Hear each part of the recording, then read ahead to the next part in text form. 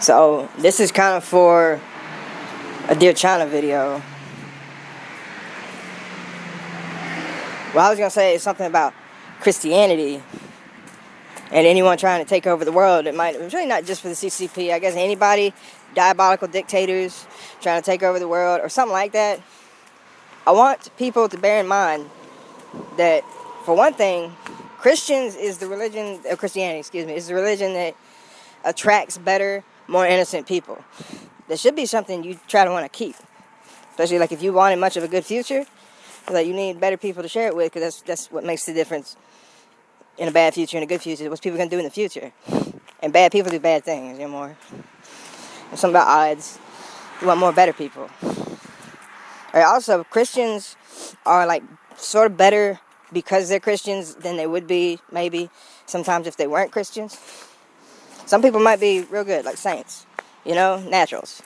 But, I don't know all those details. There's a lot of people, though, in the world. I want to say people like somebody trying to take over. What Jesus said to do in a situation like that might kind of mean you can take them over without a fight if they're doing what they're supposed to do. So whoever trying to take over places, or just like talk to their own country, take it over, get control, like even in their own country, if you approach Christians and remind them that they're not supposed to resist and defy and betray, they're supposed to be loyal to their government and stuff too, as long as they don't have to defy God to do it, basically. So like, you should get their cooperation easy, even if you're taking over their country. Like, they're supposed to do what Jesus said. If they did what Jesus said, it's basically like giving up easy, not being rebels later and shit, traitors. Like, if we're supposed to make a statement that we won't take acts against our new government and master stuff like that, we're supposed to keep that word. But it's still not supposed to swear. But lying is lying, so whether you swear or just say it, it's like, it counts. But you're really not supposed to swear or make oaths. And a lot of point of that is like, don't know what the future brings, might not be what's right for everybody. But like sometimes people do anyway. People do stuff that Jesus said not to do, still call themselves Christians, still ain't the worst people. Kind of like, not the worst, not the most strict Orthodox Christians. Kind of like slobs with faith and hope that they're going to be saved.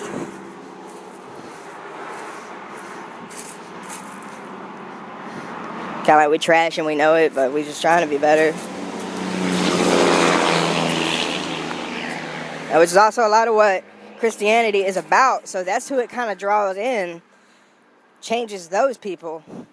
So because it's a religion that it does get you hoping for forgiveness on the hook, gets you on the hook with promises of salvation, even though you might be like a shitty little beast of the earth kind of human, you know what I mean? And if you're afraid of how Christians would handle you and judge you if they ever got control,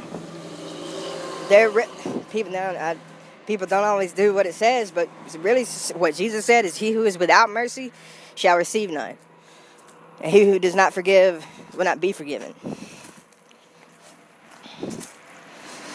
Like saying, if you don't forgive, you're not forgiven. If you're not merciful, you won't receive mercy. So like, if you're wondering who it would be better to maybe lose to, or just give up to, not even in a fight necessarily, just because it's right, he's trying to do better than you was going to do with it. Or if you don't want to do it anymore, whose hands do you put it in? And like, that's one thing about dictatorships and stuff. It puts a lot in your hands, gives you too much control for you to probably do perfect. Like, you ain't going to do perfect more than likely because you're a man, you're human, or a woman, or whatever, you know what I mean? You're human. We're kind of an animal. So you're an animal with too much, you know what I mean? With the fate of the world in your hand, like, what are you supposed to do with it? How do you even make shit work? That's one thing that's better about governments that was more like divided power. Like, different counties and cities got mayors. They got more power in America than in other places. The president has less power than in other places. Probably that's because there's like more people in the government that have some kind of power. We're still not perfect. But at least, like in a way, it's even good that slows things down sometimes. Because if it's too easy for people to do whatever they want with bills and laws and stuff like that, even accidentally slowing the process down could be a good thing in some ways. It's sometimes better, sometimes worse. I think a lot of details about governance kind of go that way. Like, it's better in this way, but not in other ways. And like it's crazy how I think if the United States was not a democracy, I think China would be less determinedly not a democracy. They'd be less determined to be a communist dictatorship. If, like, America wasn't doing democracy. It's just a hunch. It's like, something about people, it's like, when it's your idea, it's like, they don't want to do it. Or they won't hesitate, and that's natural. That's like part of humans, like, architecture, social architecture. It's like a sort of contrarianism. It's like, it kind of keeps everybody from doing the same thing. In case it's the wrong thing.